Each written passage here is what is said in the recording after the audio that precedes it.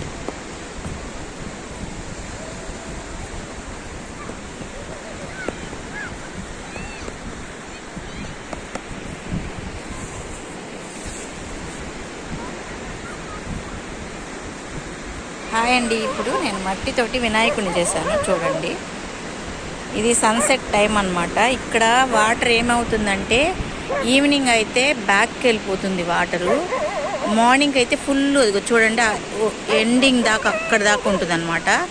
ఇప్పుడు ఈ గ్యాప్ వస్తుంది ఇక్కడ, ఇది ఒక చిన్న కెనాల్ లాగా ఇట్లా వస్తుంది అనమాట మధ్యలో, తర్వాత వెనక్కి వెళ్ళిపోతుంది.